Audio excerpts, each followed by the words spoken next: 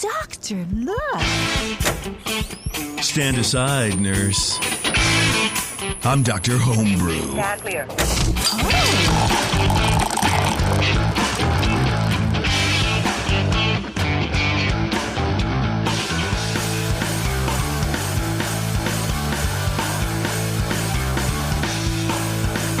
What's going on, everybody? It's Dr. Homebrew. We are back here with another pair of beers to drink on this lovely show, but only one guest.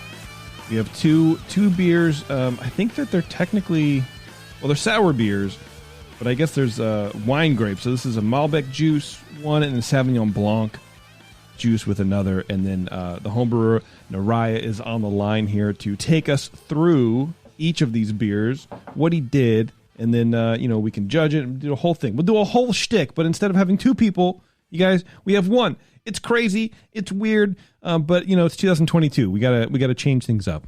I don't know what's going on. Before we get to Neriah, though, I do want to thank our sponsor, 5 Star Chemicals. You go to 5starchemicals.com, learn about the best way to clean and sanitize your home brewing equipment, which is, of course, using Star San and PBW, but reverse it. Mm-hmm. PBW first, Star San second, and that's what it's all about, man. It's like the hokey pokey, kids. It's the hokey pokey of cleaning your. I don't know, man. Oh, and then you have to rinse put after your that. PBW in, you take your PBW out, you put your Star San in, and you shake it all about. That's right. Remember when people Pretty much what you do. They used to sanitize with bleach, and then there was a third step. You have to rinse it to get all the bleach out. Otherwise, you'll get these. I missed awful, that phase. I was iodophore. You get these awful chlorophenolics in your beer that just like destroy it with a tiny amount. No. You desanitize everything after you've sanitized it by taking water and rinsing it. It's like, yeah, thanks. That's great. No, don't do that. Don't be using iodophore and bleach and all that nonsense. Who would have thought? Especially now not bleach. There's there's conspiracy theorists out there who drink bleach to cure them of COVID. So there's that. So we're back. We're full circle, sort of, guys. Anyway, that's what we're doing here on the show, everybody. Bleach. It's industrial strength chlorine dioxide. Bleach is only what the non-believers say to get you to not drink it and take the enema. It's chlorine dioxide, JP. That's right. There you go. Neriah, what's going on, man? Not a whole lot. Thanks for joining the show. We're on the East Coast waiting out a storm. Oh, damn. Learning about bleach. No, he has to listen to us. He already wants to take off. Yeah, I was looking over. I was like, what's going on? We're on Zoom, of course, and it's like Neriah just already looks like over our shit. It's like, no, not at all. No, I'm just kidding. Great. And I probably should give a public service announcement. That was comedy. Please do not drink bleach or insert it in your anus or any other part of your body. Brian, don't touch it. If you have to explain that it's comedy, it's not comedy. Put it in the washing machine. Yeah, that's it. We live in 2021 where irony is dead and maybe comedy is too. I don't know. Well, it's actually 2022, which is the funniest part of that. Oh, shit. Yeah. Are we in 22 or is that just what they want us to think? Yeah. All right, Neriah, tell me what's up with these beers, man. I got two fruit lambics. What's the base beer on these? It's like a Belgian blonde. Okay. Belgian blonde, and then you got your yeast here. We'll talk about that, and then one is aged on Malbec juice, and the other on Sauvignon Blanc juice. Do you have access to a winery, or how did you handle the juice, or how did you acquire the juice? So it came from a wine kit. Okay. So nice. I had a buddy cool. that worked at a brew your own winery. Okay. And so me and him collaborated on this, and nice. He kind of guided me to what should we use for a white, what should we use for a red. How much do you think? That's really cool. I like it. That's neat. Okay. Fellas, which one are we going to open first? Let's do the Sauv Blanc first. Sauv Blanc, yeah, that's for sure. All right, Neriah. So, have you done a sour beer before? So this is my second sour. Wow. Since then, I have done quite a few, actually. So I just opened the lid. I'm about a foot away, and I just got a nice plume of aromatic. It smells great. Okay, and then is this the first time you've messed around with adding grape must in there, grape juice? Yes. Yeah. Okay. All right. I would be scared. That's one of the reasons I haven't done sour beers before, because it's a lot of work. And then I would be like, I think I'm just going to screw it up. I would be pissed if I sat on this beer for 18 months or a year or whatever. And it just was like, it's all for nothing. So kudos to you for diving right in and just kind of, trying some funky stuff right off the bat. I like a challenge. If I have to dump it, I have to dump it. I mean, it's sad, but I mean, what can you do? Yeah, you can cry and never do it again like me. All right, Cooper, why don't you start us off, huh? All right, let's do this one here. So I just poured it, and it kind of it poured a little head at first, but it settled down pretty quickly there. Had a moderate hiss upon opening. So just right away up front, I get this pleasant sweet tart like sour note. With pleasant grapey quality, kind of a tart and citrus-like grape in there. No hops noted. Obviously, it shouldn't be a really hopped beer. There is a Brettanomyces funk present at I would say a medium-high level, but it's not the goaty, barnyardy thing too much. It's more like a hay, straw, a little bit of earthiness. The malt is subdued and kind of hidden behind those sour qualities. Generally neutral, but just smelling it is kind of a mouth-watering. It makes you salivate just to smell the beer, so that's always a good thing. It has a very, I would say, Cantillon-like nose. The Cantillon Vigneron is one that they make with Muscat grapes, and man, that is a great beer to aspire to come anywhere close to. And this beer to me smells a lot like that. What I remember it smelling like when I had it, 10 years ago, the last time probably. But, I've had other Cantillons since, and a lot of them have that kind of nice balance between the tart impression and the funk and just their kind of house character for their beers. I don't know if that was something you were going for there or not, but it brings up conjures up pleasant memories for me anyway. So appearance wise, it's a slightly hazy golden kind of honey-like color. Sudden white head just crests and falls quickly, like I said. Mostly larger bubbles. But as I'm looking at the beer, these pinpoint bubbles keep continuously rising up in the center of the glass as it sits. I was just looking at it, there's always a little a rise of little pinpoint bubbles, so it is fairly well carbonated to keep that up for as long as I was sipping on it and enjoying it last night when I first judged this one. I did take a point off for just appearance wise for kind of the head should stick around if it is a carbonated version of a lambic, and it is. And by the way, you should probably declare in the style guidelines, it does mention that you should declare the level of carbonation, because some of them won't be carbonated and others. It'll just help the judge understand it better. I'm getting around that fine here. It seems like it's definitely a carbonated version, so that's fine. Anyway, where was I at? In the flavor, moderately sour, sweet tart-like character up front. The malt is low, mostly neutral, but moderately kind of just generically bread-like. I think the grapes come through nicely in there. There's a definite nice white grape taste in there to my palate. It's in balance with the beer. The beer is not overly excessively tart and sharp and bitingly sour. It's got a nice kind of medium low level of sourness, tartness. But there's a semi-dry finish that keeps it, from seeming too sweet and not sour enough. So that kind of helps it too, I think. And the funk definitely also comes in and says, hey, here's a good, sour. And you still get the grape, the funk, and the sourness kind of in tandem. And I really like that.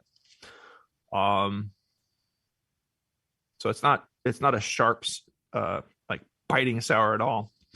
But all these elements kind of play nicely together. There's no hops, obviously. You shouldn't have that.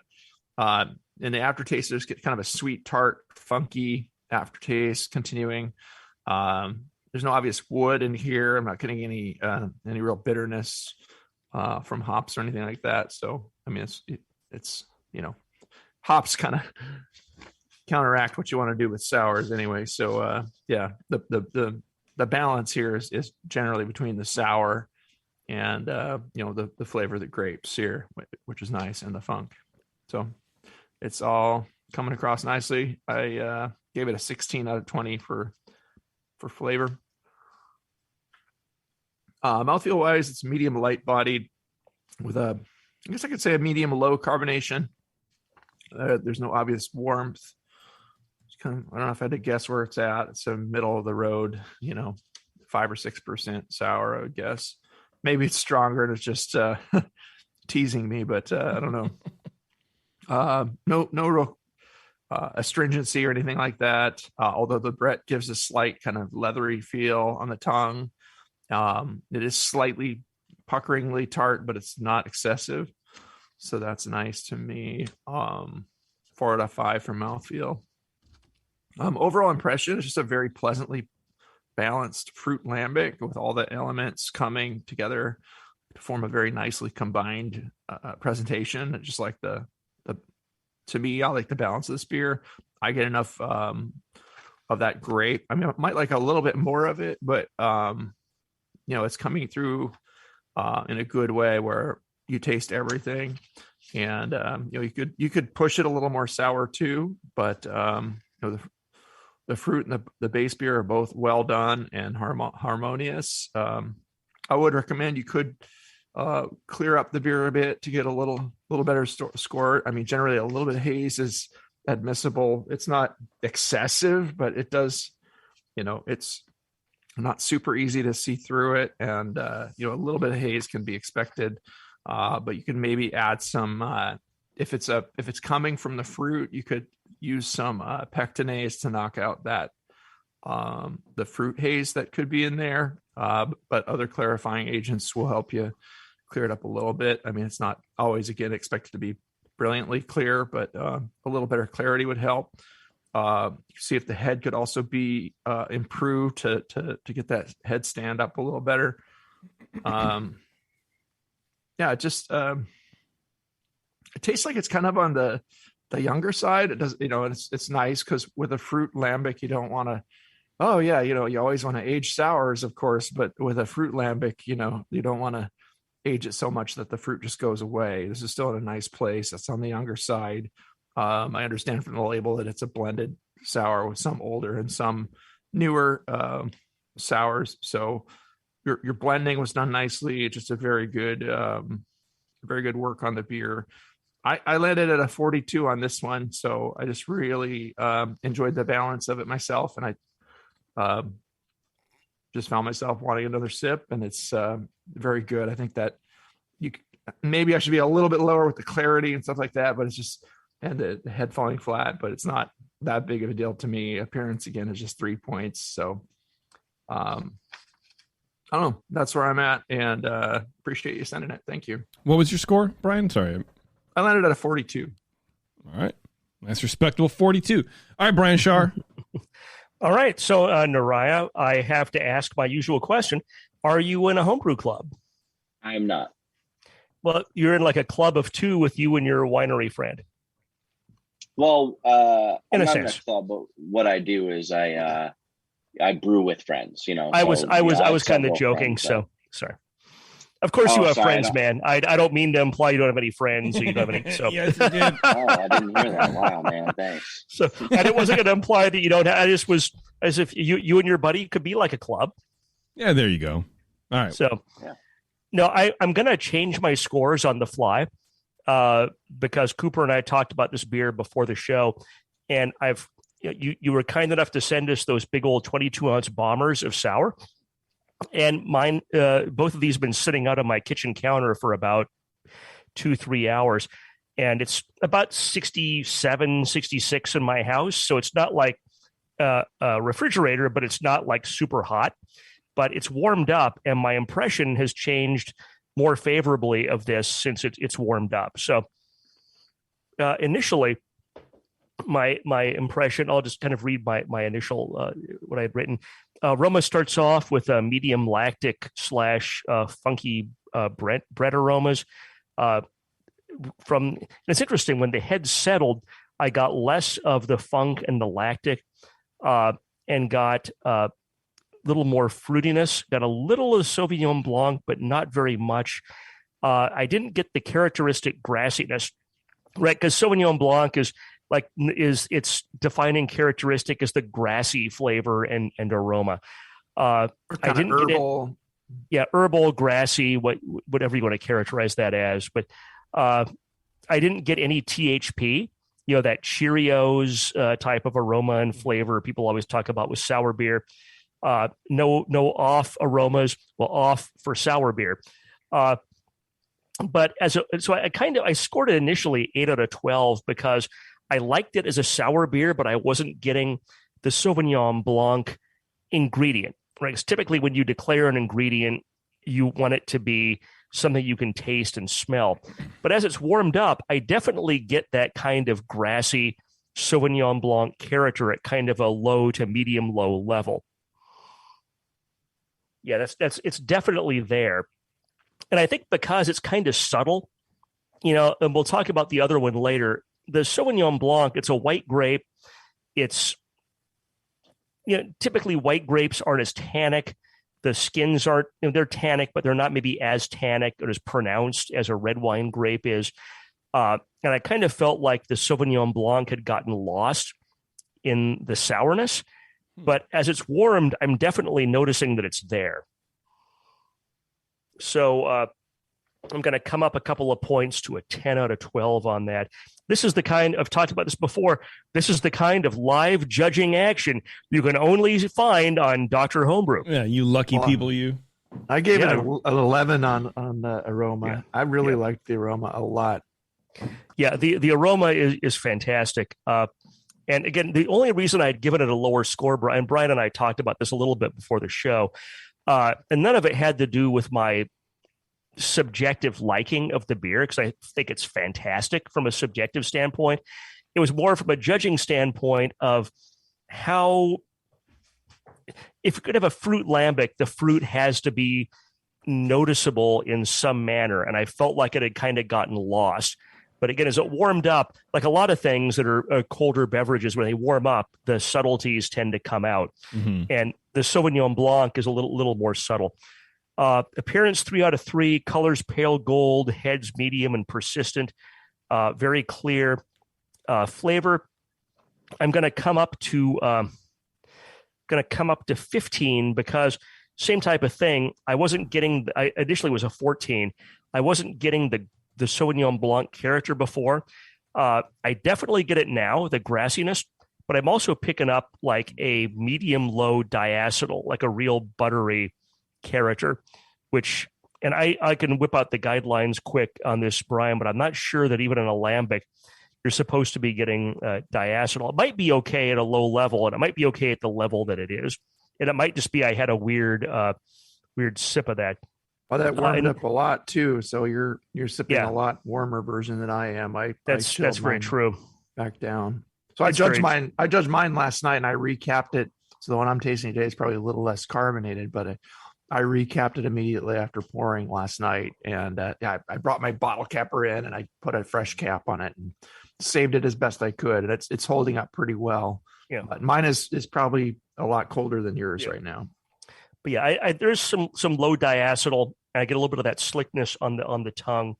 But I'm definitely getting that, again, the grassiness of the Sauvignon Blanc. Initially the flavor is lactic and fruity with kind of a low funk. An acid becomes more intense and dominates by mid palate. Toward the finish is when you start getting some of that. You get some of that grassiness and that Sauvignon Blanc at the beginning, and then after mid palate, it tends to come. To me, it comes back. Then you have a long finish that's fairly balanced, but it is balanced a little toward the sour. It's well attenuated, no noticeable hop flavor. It's like I didn't mention, there's no hop aroma, but this is not a beer you're going to have hop aroma or hop flavor. I didn't get THP in the flavor either. And I remember trying really hard because I didn't want to be embarrassed, like, oh, I love this beer, and I'm ignoring the THP. I tried, I was sucking the air in while I was drinking this and did not taste any of those, that Cheerios character. So I think this is a 15 out of 20 for flavor. Mouthfeel, body's medium, carbonation's medium. It's not warming. Creamy and astringent don't really apply to sour beer as far as I could tell. So 5 out of 5. I'm going to give this an overall impression. I'm going to come up to 8, and that gives me a score of 13, 28, 33, 41. Wow. I really like this beer. I think it's excellent beer technically. I love the creativity of adding the Sauvignon Blanc grapes.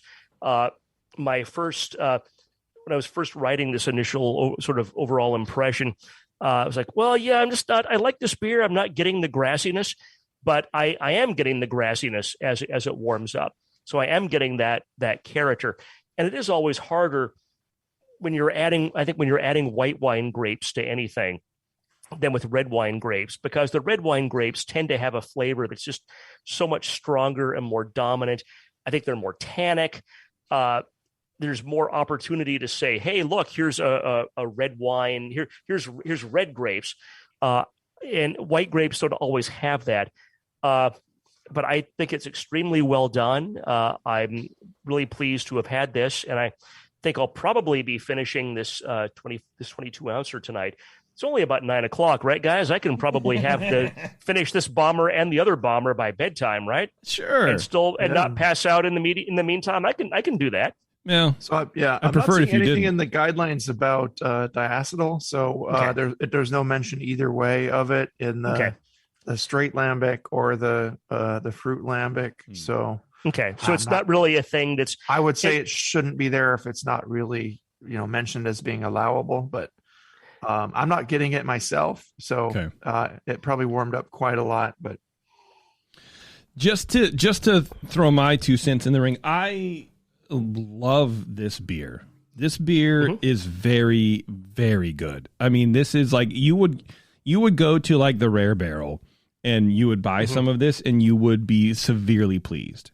You would pay $45 a bottle. Well, I wouldn't. The $3.75. No, but you know what I mean. Like you would. This is what I would expect from a commercial blendery. This is not what I would consider like a homebrew thing. So whatever you're doing, don't stop. Keep doing it because this is if I don't know if you're a competition head at all, but this is 100% competition leading stuff.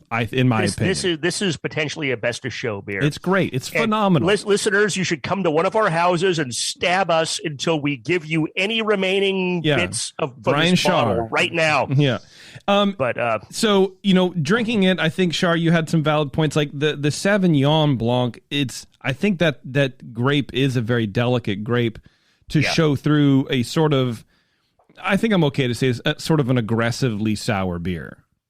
I think like Muscat grapes is what you traditionally sort of see, especially in like as an example in the fruited, categories of a wine grape. I think it lends a very cool flavor, but it does sort of get lost. It does feel like the beer is maybe young, and I do want to talk about that, of course. There's a slight thickness, almost like the end of ropiness, like the almost end of snottiness, maybe. So maybe the beer's not ready yet. I don't know. That's a good point, and that could be where the diacetyl is coming from. And that very end of the beer being quote sick unquote, like what Peter Buchart talks about. Yeah, we'll see. I thought it was pretty aggressive too. So I think, but I've had fresh sour beers that are this level, so it's not anything out of the ordinary. As the beer dries on my tongue, it sort of gets like grapefruit pithy kind of thing, which it all works well. I wish I tasted more of the grape, but knowing what those grapes taste like, I get it. It's there. You sort of have to search for it. but I think the amount of juice is fine. I think, changing up. I'm excited to taste the Malbec juice as well. I think it's really cool. I think you did a good job, man. So let's just get the first question right out of the way, Neriah, is do you have any more? No, I'm kidding. How old is this? We're not kidding. Do you have any more? Yeah. How old is this beer? You want to take a guess? Well, I think it's been in the bottle. I think it's just on the backside of being sick. So I think it's I would in 4 months in the bottle. I'm gonna guess 9 months. I'll go in the middle, 6 months. Okay. So this was brewed in 2018. Wow. Okay. I win. I'm the oldest, so I win. That's right. But one was the young beer that was blended in brewed. That was very young. So I actually have to check my notes for that one. Mm-hmm. Give me 1 second. It's actually on my phone, so you might lose me visually for a second. All right. That's all right. It's cool. So this was brewed in 2018, and then how long did it go through its process before you blended it through? Or will we find out? I don't know. It's hard to know what order to like to take all these things. So yeah. So this was bottled in 2020. Okay. Wow. Okay. And, January of 2020. Okay. So a couple years old. It doesn't taste like it. Well, I mean, it's mature. The flavors are mature, but some of them aren't. I like the young part of it. Yeah. Was only about 4 months old when I blended it in.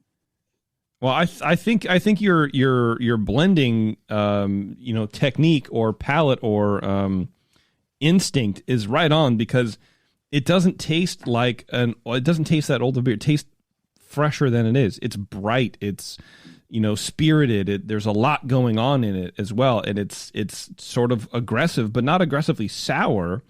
But there's still an aggressive beer flavor to it. So I think what you're doing, I think your instincts are pretty spot on. So you blended this and bottled the blend when? In January of 2020. Okay. Because that was our question, was how long has it been in bottle? The bottle. Yeah. So that's the blend has been in the bottle for 2 years. Mm-hmm. So there's not any issue of like a recent oxygen exposure or anything like that. The oxygen's all been cleaned up by now. It's really interesting. And I'm also wondering if I'm really getting diacetyl or if I'm getting something else. But I know you talked about like a slickness, JP, and I think I'm not wrong. I think it's there. Mm-hmm. But as Cooper pointed out, it's not an off flavor for this beer. It's not a desired flavor potentially, but it's not an off flavor. Right. I don't know. I mean, the problem with a show like this is that we're trying to pick beers apart, which is the point of the show. So it's not like it's just me on a random Thursday where it's like, oh, I'm going to be negative about this beer. Because like I can maybe sort of get like a Cheerio THP thing if I'm really trying, if I'm hunting for it, but I sort of don't care. It's one of those beers that like the sum of its parts sort of outweigh the maybe there's a thing here. Let's investigate by drinking more. Maybe like if we're having to look this hard at some of these flaws, I'm gonna guess that they're just not there, or they're at levels where it's like who gives a shit. Yeah, I mean, if there was PDO getting loose in this beer, and you'd have some ropiness going on, like visibly. It's hazy, but it's it's very true. You would see the ropiness and see more problems, and the diacetyl would probably be a lot stronger, and the bottles would have problems, maybe too. But you'd see a ring or something. That's a good point. We pour this out, and like, why is there snot in my glass? It seems like it was fully aged and nicely blended with a proper treatment when it was bottled. So no problems there. The last pure thing to come out of January 2020. Yeah, this is good. I sort of don't really know where to go with it. So why don't I open up to you, Neriah? What do you want to ask me? but also maybe the Bryans too. Did we talk about the recipe yet? No. Let's do the recipe.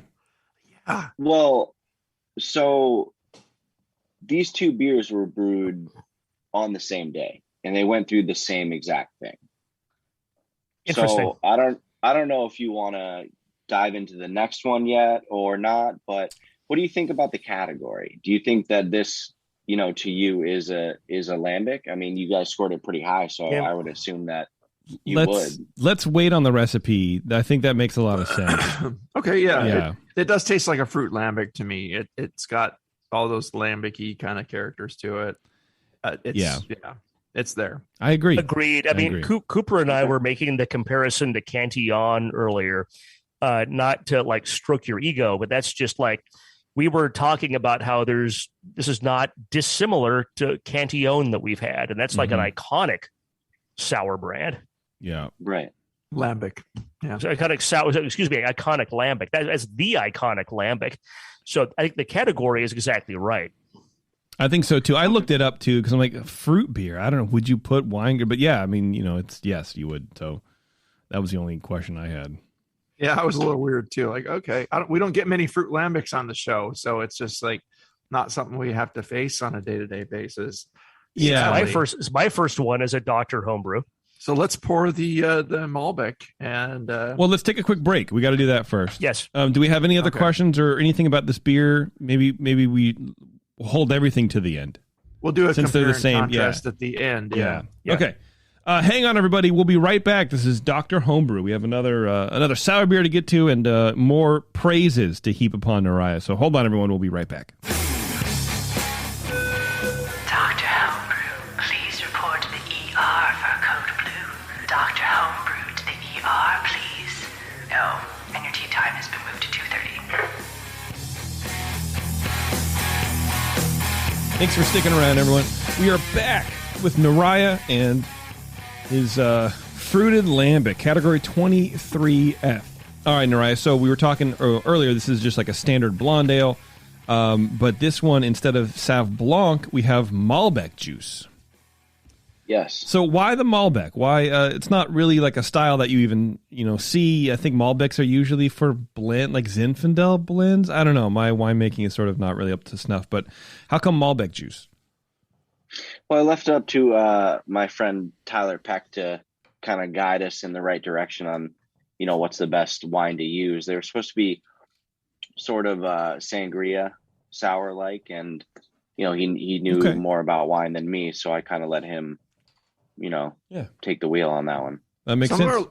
Some of our local wineries make a Malbec wine, and it's some of my favorite, honestly, too. It's got it can be good. It's got like a kind of a plum-like character and a little tart currant, kind of a savory bitterness to it. But yeah, it's the wineries that do the French style, Bordeaux style wines.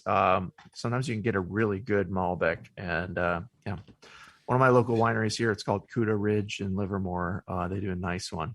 This one is a lot more fizzy. The bubbles, the head is super big, and the bubbles are super tight. It's crazy, and it's loud too. I can hear it through my headphones. All right, Shar, why don't you go first with this one here?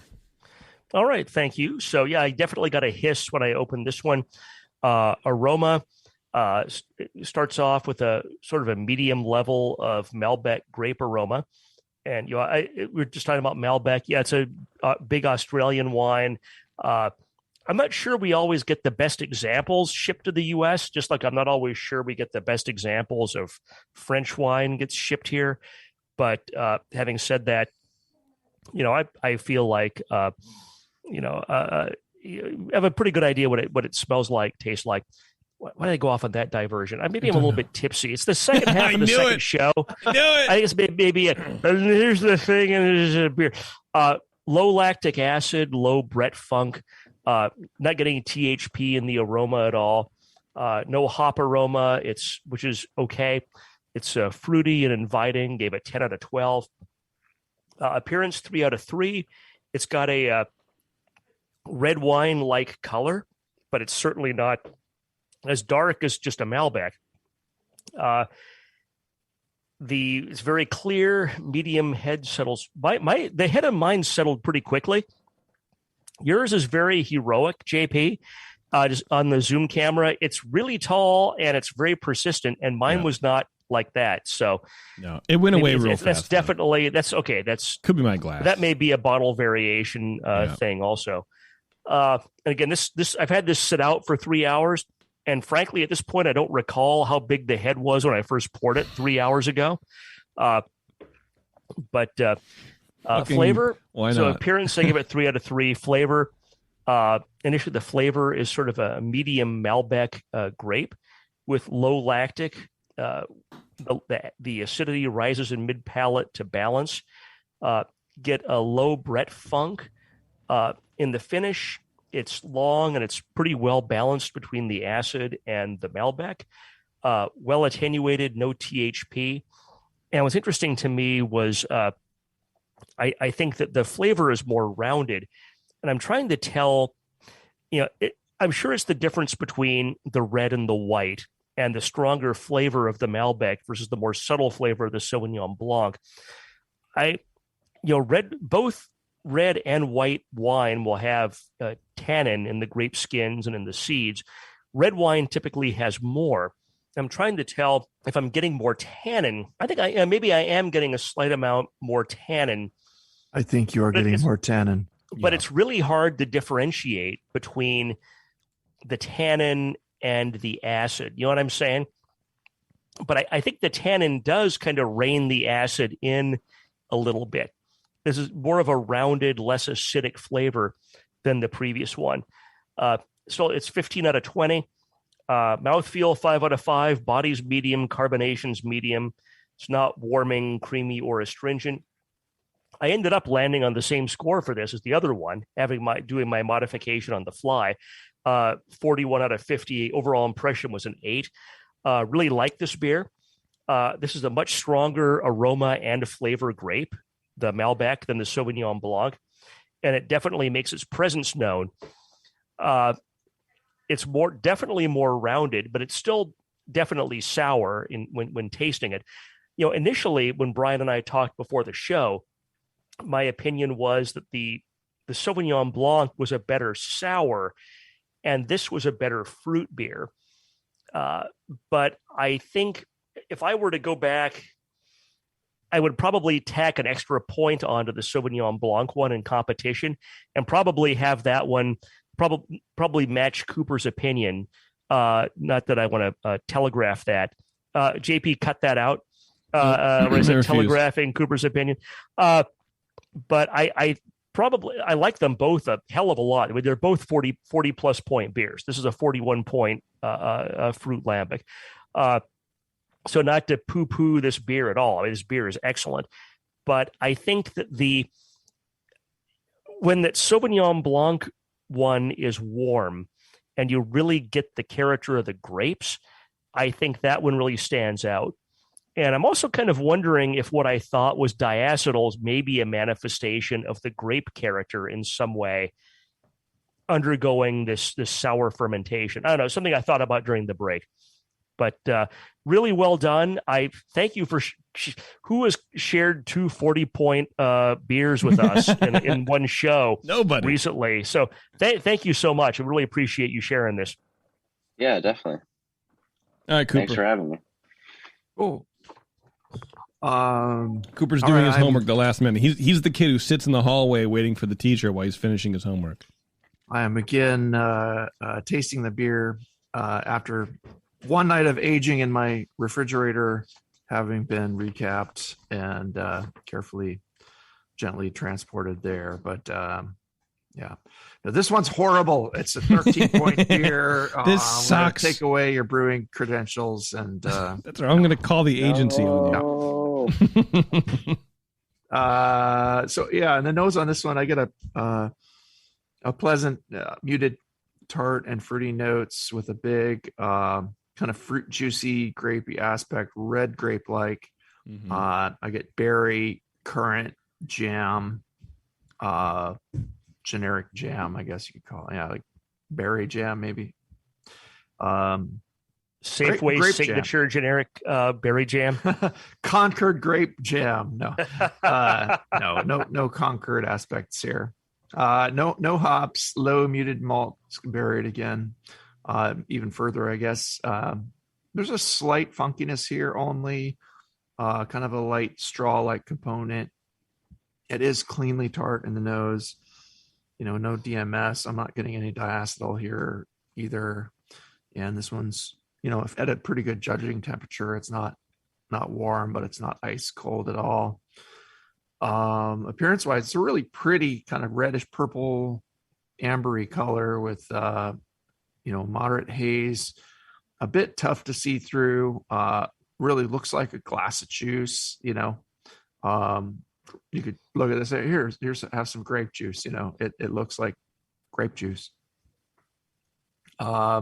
Again, had that kind of crackly head of large pinkish white bubbles this time that faded fairly soon after pouring. So I just took a point off for the head fading really quickly, and a little bit for the haziness, which is forgivable in a sour, but could be cleared up. Flavor wise, it's very grapey up front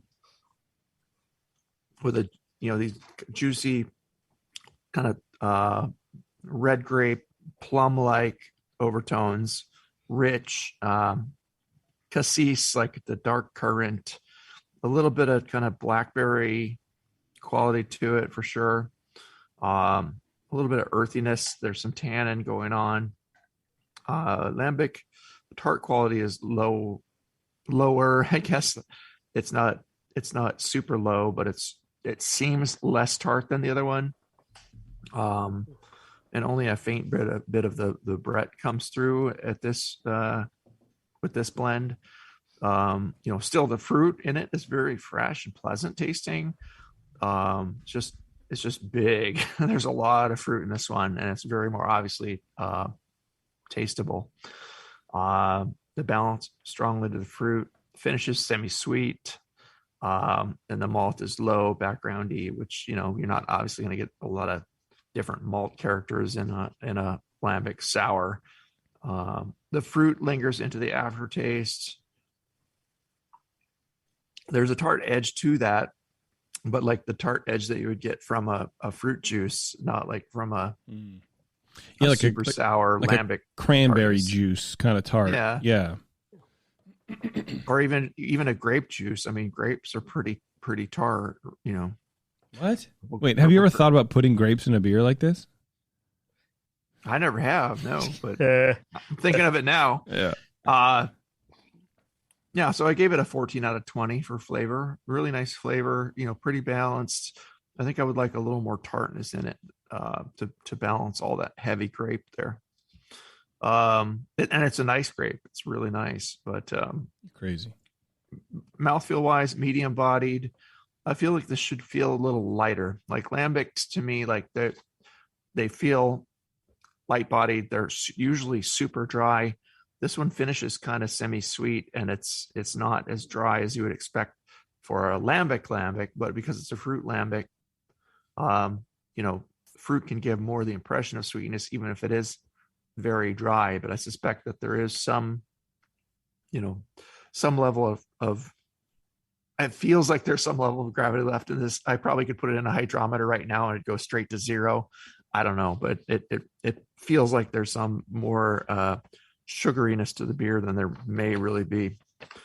No warmth. It's not heavy. It should feel a little lighter on the palate. Medium low carbonation, just a little bit of puckering quality to it.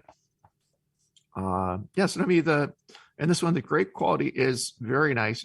It overpowers the base style a little much, and makes it more like a fairly tart juice than like screaming lambic with fruit. It's just the balance of the style against the fruit is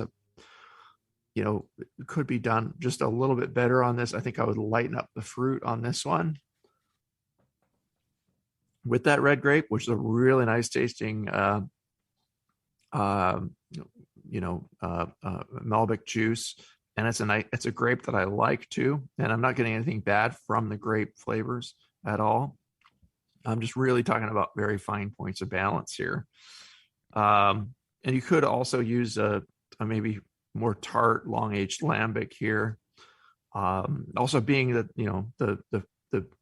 the beer's in the bottle for 2 years now, it probably did taste a lot different, and maybe with the fresher version of that,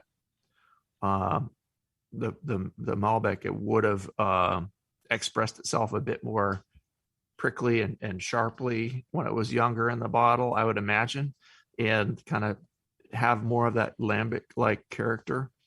But I think maybe this one is starting to go, the fruit is slowly going away, but there's a lot of fruit in here. So it's there for a while, and it's just changing character. More Brett could bring out that edge too a little bit, but I think again, the Brett is kind of losing to the fruit. But again, this is fine points. It's a well-crafted, very enjoyable beer. Nonetheless, I would work on the head retention again and the clarity. The head's just falling flat too quickly, and it would look a little prettier. The color the color is nice. I don't know if the clarity has changed over time in the bottle being in there for 2 years. Again, it could perhaps be due to the fruit, a little bit of fruit matter in there, a little, pectic enzyme will take that out real quick. But I landed at a 37 on this one. It's up towards 40, but to me, it's not quite, the balance wasn't quite as nice as the first one to me. And I really love that first one. That is amazing. That the Sauvignon Blanc. I think Brian and I originally kind of flipped scores on these, and I twisted them to my way. I could be a little twisted towards his way on this too, because it is a really enjoyable beer as well. But you're like the Joker, dude. You're twisted. We're gonna leave JP as the tiebreaker. Like, which one is the better fruit lambic? Shit, you don't want to do that. I don't need. So I still have a little glass of the first one, the Sauvignon Blanc, and they drink like completely different beers, which is surprising to me. And I'd be interested to find out if it's the same amount of juice or whatever. But the Sauvignon Blanc grapes it's definitely more beer forward. The Malbec is. You were saying like you were trying to hit some sort of sangria beer like thing, and I think that's exactly what you did. To me, that means the intention was to drive it a little more grape heavy, and to make it drink more like a wine than the other one. At least that's what I'm imagining. So I imagine there's more Malbec juice in here than the Sauvignon Blanc. It's good in its own right. I mean, it's it's a little tartar, but I think it's an expression of the grape. There's not a whole lot of beer expression or malt expression. The sourness, I mean, I don't know. I wouldn't. Again, if I went into a bar and ordered this as a Malbec style Malbec juice blended with a sour beer, I would be like, yeah, this is exactly what I asked for. So it's hard to sort of like say for me, well, I don't even know what I'm saying. Drinking again as it warms up, there's no head on it at all. I do get some beer. I do get a sour aspect of it, and I think the tartness of the Malbec sort of rides on the same wavelength as the tartness of the beer, and so I think those things can sort of be in not clash, but I think one can hide the other. They can sort of like float in between one another, so it's hard to differentiate between the barrier of the Malbec juice and the beer. I don't think that's a problem at all. I think this beer is great.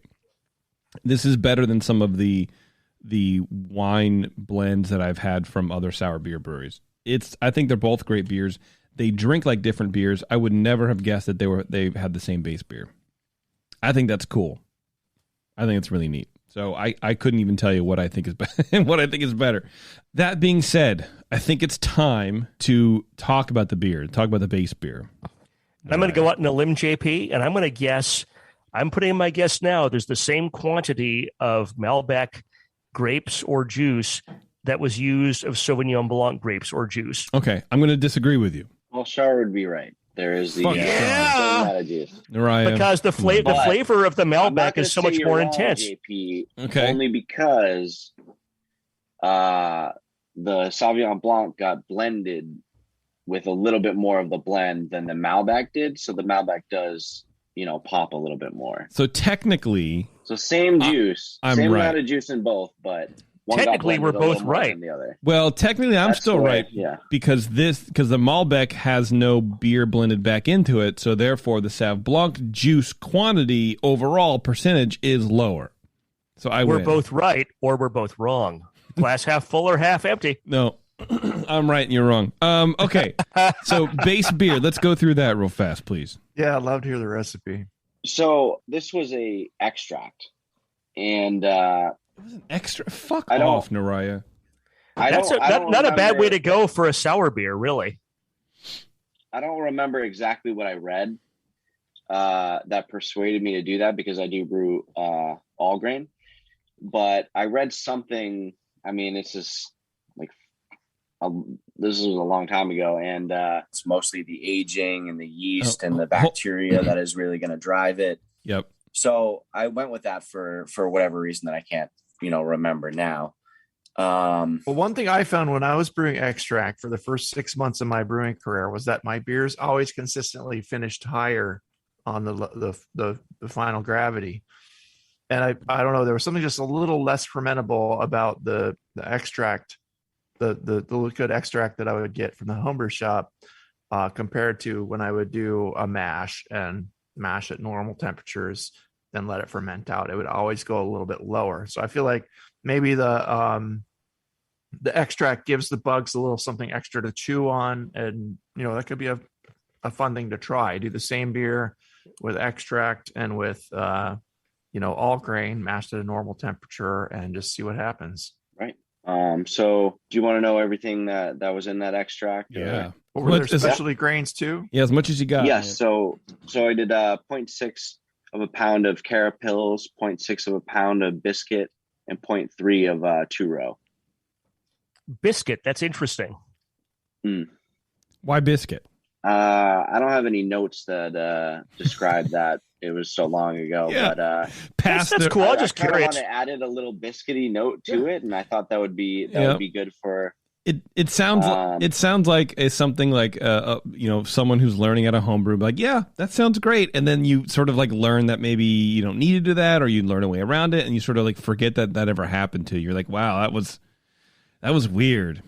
Well, in a beer where the sourness just twists any remnant of the original character of the specialty malts that were in there, Yeah. I mean, have you ever tasted a sour stout? Does it taste anything like a Guinness? No.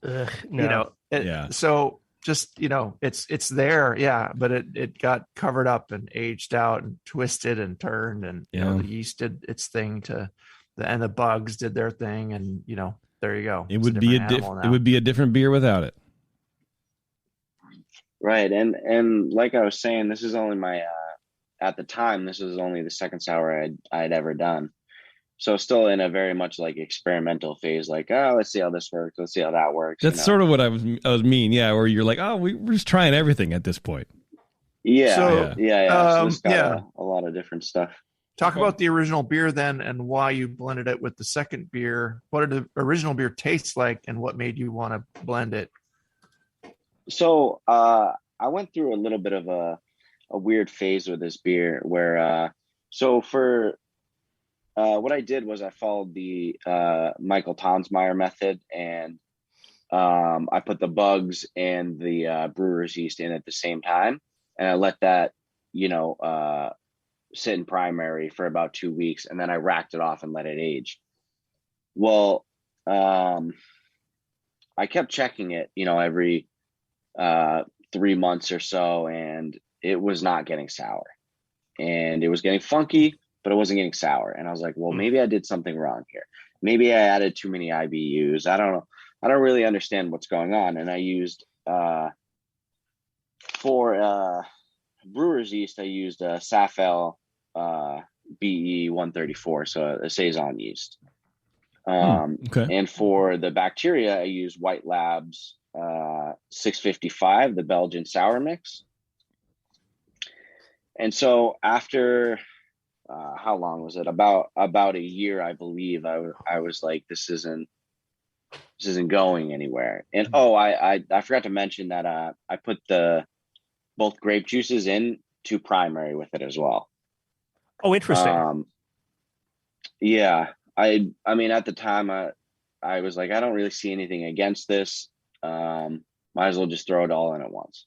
Was the Crabtree effect is the only reason why not to, because the yeast might preferentially ferment the fruit juice and then not want to ferment the maltose, but that Saison yeast is a fucking monster, and that'll ferment everything, Crabtree or not, pretty much. Right, and so I basically thought that Saison yeast can get, beers down pretty low, and so can wine yeast. Maybe it'll work the same for both of them.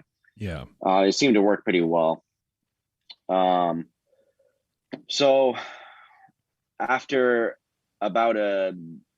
roughly about a year, and I had tried the beer maybe 3 times, I was like, it's not getting sour. I don't know what I did, but I'm going to try something to maybe kickstart it a little bit. So I bought some more of that Belgian sour mix, and I created a starter, trying to just build up those bugs. And I actually threw a ton of fruit into this, which at this point you can't taste all the fruit that's in it, and that's why I didn't really claim it. But I needed some food for those bugs to chew, to kind of give it what I wanted, basically. So I have a list. You're gonna lose me visually for a second because it's on my phone, but I have a list of all the fruit purees that I added. So for the white, I added blood orange, strawberry, apricot, mango, and grapefruit. Wow. For the red, grapefruit. Okay, because I've got like a big grapefruit, not big, but like a grapefruit pithy kind of thing. And you were talking pith earlier before he said that. Taking the pith. Yeah, and I was going for a sangria like sour. So I was like, let's just throw a bunch of fruit in it. Yeah. I need food for the bugs to chew on, so let's just go heavy on it. And for the red, I did blood orange, cherry, blackberry, boysenberry, and raspberry. Wow. I got the blackberry. So, which a lot of those are sort of like Malbec, flavor identifiers anyway. Right. Yeah. Which is good. And I think that's smart. I mean, especially if you want to accentuate those, that could be good too. I mean, if you really want to drive the Malbec point home, why not throw in some fruits that sort of identify as that? Well, the blood orange is the interesting twist in both of these. I'm not like getting an obvious blood orange taste in either one. No, I mean, you bring it up. Never really did either. Yeah, I could be convinced of it in the first one because it is sort of like tart and pointy. You know what I mean? But like what you expect out of a young sour beer. That's the other part of it, where like that sort of aggressive bitterness is more like the sour beer part rather than like a bitterness or an off flavor or something like that. To me, it just naturally integrated with the idea of the beer. Which is why I think it was so great. Yeah. When you fed those bugs, then they became happy and merrily started souring this beer over the course of another year or something. Yes? You would think. Damn, the story continues. And so, and I'm over here like, what am I doing something wrong? Like, what's happening? Like, it's funky. It's just not sour. So, after trying it a few times, it's starting to get, close to 2 years old. And I was like, yeah, I need to start thinking of other ways to get this to where I need to go. And so that's when I brewed another blonde ale, all grain this time, and soured that one for the blend. So, and the recipe for that one is, give me 1 second. It is 12 pounds of 2-row, 1.5 pounds of white wheat, and 3/4 pound of flaked oats. Okay, that seems like more like a sour beer recipe. I think the wheat and oats are helping you here and giving you something for the Brett, especially to chew on and continue to funk it up. There's a lot of funk in both of these, and patience is rewarding with that regard. So, yeah. Well, what I did with this one is because I really wanted to, to nail it this time. I don't want to have to wait, even longer and find out that it's not where I want it. And since then, because that's almost a 2-year span, I had brewed other sour beers, and what I had picked up, from my experiments is that what I was doing at the time, and I still do it. So I have a brew bucket, a 7-gallon brew bucket, and I slapped a reptile heater on it and some insulating foil, and so that's kind of my kettle souring bucket. Well, I saw no need to put it back in the kettle and boil off the lacto. There's no point in that. So actually what I did was I pitched the lacto and I pitched Quebec at the same time. And I figured that the Quebec would get started pretty quickly and push out all the oxygen. So it would be a great environment for the lacto, and they both work at the same temperature. So I figured I could, 2 birds with 1 stone. So that's a really fascinating idea. So I'm not always a big fan of Quebec, but for this purpose, I think your reasoning is 100% spot on. Agreed. Yeah, I've done it several times since, and I love the way it turns out. I've never heard of anyone doing that, and I've never heard of anyone doing that, and I'm shocked I haven't. And I think you've hit on something really, really good here. Yeah. I'm wondering how much the Quebec really did in that environment, that super acidic, already fermented out, that's a yeast that wants to eat sugar, and there's not a whole lot of sugar there, right? I mean, this is the blend. The blend. Oh, this is okay. Yeah. Oh, the blend. I'm sorry. Okay. So this was in the blend, and okay, got it. Well, half Quebec. Unfermented wort, I just threw the lacto and the Quebec at the same time. Yeah. Okay. Yeah. That's cool. Got it. Yeah, that makes sense. Okay. Well, and the one time I used Quebec, like the longer that beer aged out, 3 or 4 months, it got a little tang, like a tartness to it. And it wasn't like a contamination. I think it's just the yeast. So I think that also... that's just what it is. Yeah, I think that also plays a really big part in, rounding out these other flavors too. Yeah. Yeah, I think it's cool. That's great. So, yeah. So from there, I was actually worried about it having too much sugar left over. So I let that sit. I threw some Brett Brooks on that for about 4 months, and I threw some oak cubes in. Oak cubes completely got lost. I never really tasted the oak at all. Mm-hmm. But, it was worth a shot. But I let it sit on Brett until it got down to a good stable gravity. And then I, did a little blending session and blended them directly into the keg, each keg, where I topped it off with a little bit of priming sugar and a little bit more Brett before I bottled it. I like the Brett Brooks. That's a good one to use for sure. Totally agree. Long aged sours. Yeah. It's just, I'll tell you what, let's take a quick break, everybody, and then we'll come back and we'll want to learn a little bit about the blending, and then we'll let you go, Neriah, because it's it's already 4 days ahead for you or something like that. I don't know. Hold on, everyone. It's Dr. Homebrew. We'll be right back. Hello, fellow BNers. This is Sully from the 21st Amendment Brewery located in San Francisco, just 2 blocks from Giants Park. Before Nico and I opened the 21A and before I was a professional brewer, I homebrewed on my small 4-burner apartment stove in a back house in Santa Monica, California, making my extract brews before graduating to the daunting idea of all-grain brewing. Homebrew books and information was hard to come by back then. The internet hadn't been invented yet, along with other things we take for granted today, like electricity and potable water. One thing I wish I had back then when I was learning was a radio show that could teach me the ins and outs of brewing and answer questions that I had about homebrewing, a resource for making great craft beer.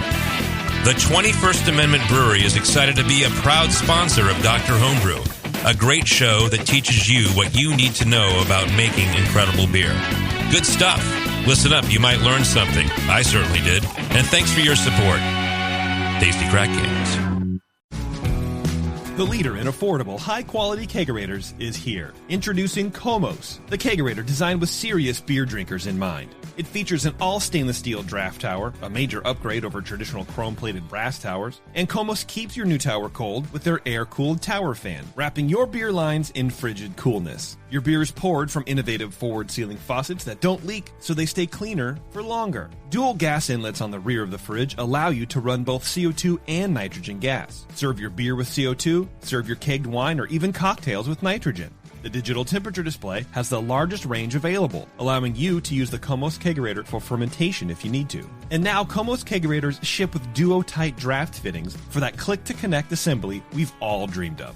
Buy direct from KomosDraft.com and receive free shipping on your order. That's KOMOS Draft.com.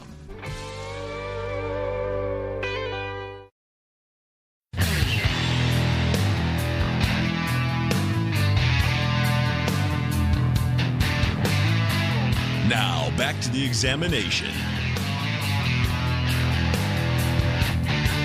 right, thanks for sticking around, everyone. We're wrapping it up here with Neriah and the boys about blending this sour beer. I don't know why I'm explaining to you, because it's only been like a minute since you've heard this last conversation. So, so Neriah, you have your sour beer, you have your blend ready. How are you figuring out what goes where?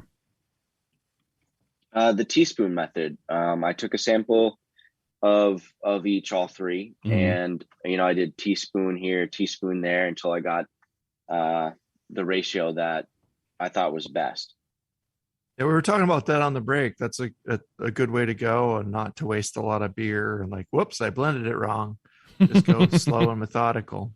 All right, that seems easy enough. It seems too simple. Yeah, it's kind of just you do the ratios until you find something you like, and then try to apply that to how many gallons you have, and hope for the best. Yeah. Do you remember approximately how much of the younger, more sour beer was blended with the older one to get the right mix in each of these? I wish I had wrote it down, and I didn't. But I could tell you I had a 5.5 gallon batch for the blend, and these each were almost, they were like 6.5 gallons, maybe a little over, and I didn't quite use all of the original sour for that. So okay, well, you're never going to be able to replicate this beer, right? Exactly the same way. You might, exactly the same way. I mean, you might be able to get close, but I feel like right. There were some stop gaps where you're like, I gotta feed it with all these whatevers. And are you a competition guy? Are you going to enter competitions? Have you done? So this I've only ever entered 2 competitions. Okay. I figured that if I like the beer, then I just drink it, and it's not really. I wasn't really into competitions for a while. I've been homebrewing for about 7.5 years, and past few years I started entering competitions last year actually. So I've only entered 2, but the last one I entered these both in it, and in my mind there's so much wine in this, and there's a gallon and a half each of wine in a 5 gallon batch. So let me gallon and a half of wine, juice, and 5 gallons of beer. Yeah. So to me that's a lot of wine.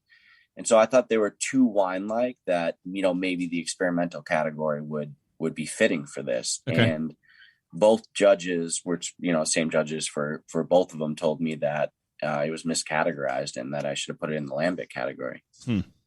And so here we are. That led me to here. I here we are. Yeah.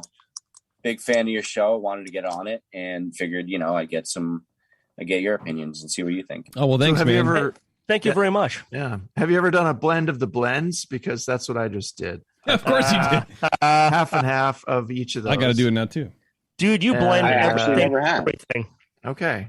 Because it gives the Malbec kind of wins, of course, but it gives the Malbec a little more sour and makes it I would, go a little higher on the Malbec version with this, but I did 2/3 to 1/3, and the Malbec still kind of like, permeates, but it does sort of like lift everything up. The Sav sort of disappears, and it's Malbec forward, but it's pretty good. But the sourness comes up, and you taste more of the funk. Well, it's like, it's like grapefruit bitterness that kind of comes in and cleans up after the Malbec too. So it's like tart, and then you got the fruit bitterness. And now you can taste the blood orange too. A little bit, yeah. Neriah, do you have any questions for anybody? I feel like you taught us more than we're going to teach you, but I feel like let's open it up. Let's see what happens. I mean, no, not really. I mean, if you think that this is good for the fruit lambic category, and you guys really seem to like it, so I'm pretty satisfied. Yeah, I mean, I couldn't imagine like what else you could really do. I was just going to go American Wild Ale, but I mean, once they said lambic, I started thinking like, oh, maybe this would fit better. Yeah, I wouldn't go American Wild Ale. Yeah, the Sauvignon Blanc version definitely works as a lambic. The Malbec, I could go either way. You could enter that as a specialty. Well, you entered as a specialty, that didn't work, but as a wild ale, it could work. But yeah, I don't know. It's hard to categorize, but sometimes those beers are the most fun. And just do one of each.